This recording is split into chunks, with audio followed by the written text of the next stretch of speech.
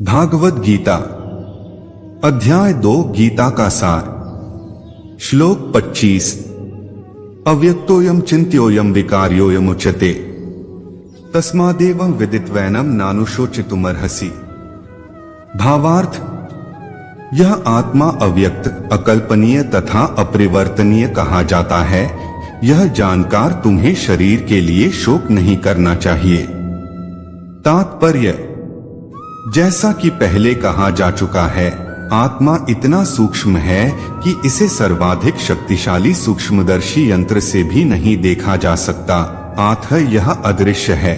जहाँ तक आत्मा के अस्तित्व का संबंध है, श्रुति के प्रमाण के अतिरिक्त अन्य किसी प्रयोग द्वारा इसके अस्तित्व को सिद्ध नहीं किया जा सकता।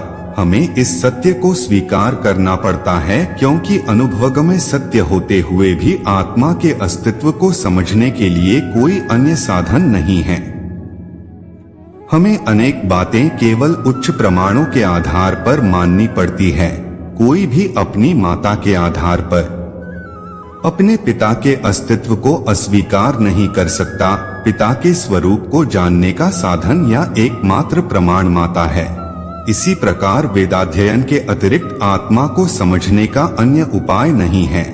दूसरे शब्दों में, आत्मा मानवीय व्यावहारिक ज्ञान द्वारा अकल्पनीय है। आत्मा चेतना है और चेतन है।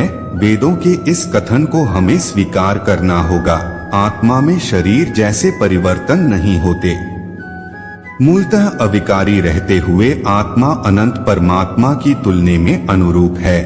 परमात्मा अनंत है और अनुआत्मा अति सूक्ष्म है। अति सूक्ष्म आत्मा अविकारी होने के कारण अनंत आत्मा भगवान के तुल्य नहीं हो सकता। यही भाव वेदों में भिन्न भिन्न प्रकार से आत्मा के स्थायित्व की पुष्टि करने के लिए दोहराया गया है। किसी बात का दोहराना उस तथ्य को बिना किसी त्रुटि के समझने के लिए आवश्यक है। अध्याय 2 गीता का सार। श्लोक 26। अथ चैन नित्य जातम नित्य वा मन्यसे मृतम तथापि त्वं महाबाहो नैन शोचितुमर्हसि। भावार्थ, किंतु यदि तुम यह सोचते हो कि आत्मा अथवा जीवन का लक्षण सदा जन्म लेता है तथा सदा मरता है, तो भी हे महाबाहु, तुम्हारे शोक करने का कोई कारण नहीं है।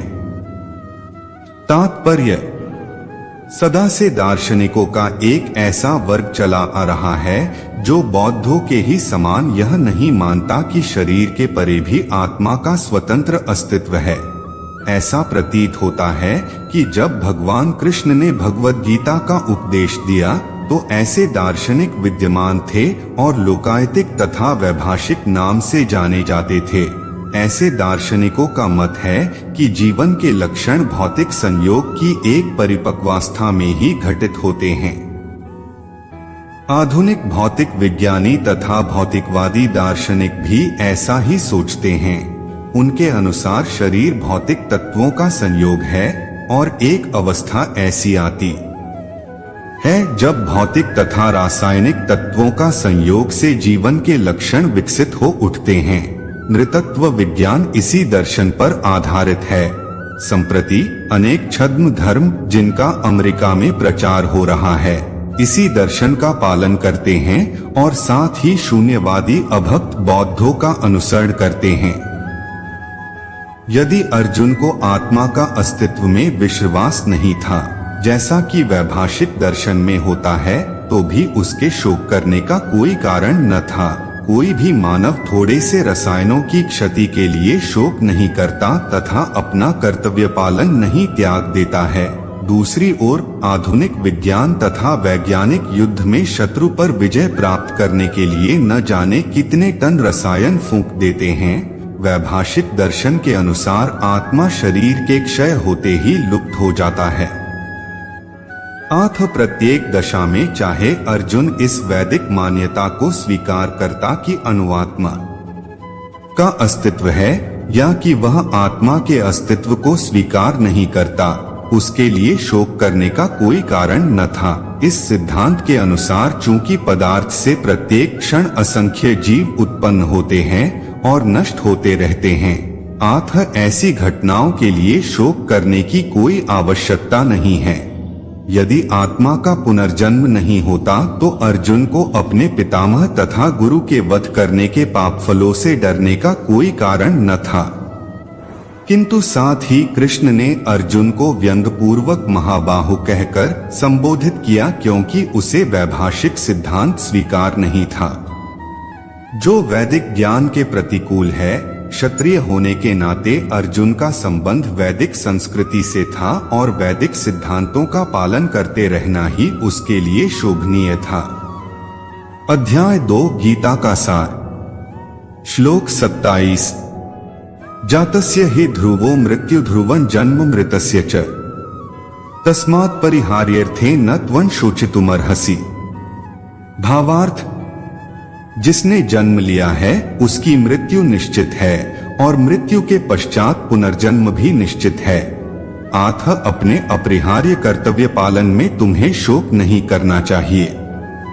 तात्पर्य, मनुष्य को अपने कर्मों के अनुसार जन्म ग्रहण करना होता है और एक कर्म अवधि समाप्त होने पर उसे मरना होता है, जिससे वह दूसरा जन्म ले सके।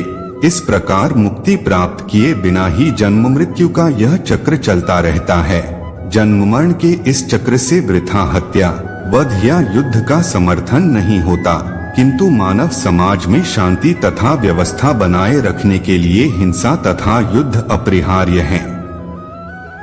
कुरुक्षेत्र का युद्ध भगवान की इच्छा होने के कारण अपरिहार्य था और सत्य के लिए युद्ध करना क्षत्रिय का धर्म है। अतः अपने कर्तव्य का पालन करते हुए वह स्वजनों की मृत्यु से भयभीत या शोककुल क्यों था? वह विधि कानून को भंग नहीं करना चाहता था, क्योंकि ऐसा करने पर उसे उन पाप कर्मों के फल भोगने पड़ेंगे जिनमें वह अत्यंत भयभीत था। अपने कर्तव्य का पालन करते हुए वह स्वजनों की मृत्यु को रोक नहीं सकता था और यदि वह अनुचित कर्तव्य पथ का चुनाव करे तो उसे नीचे गिरना होगा।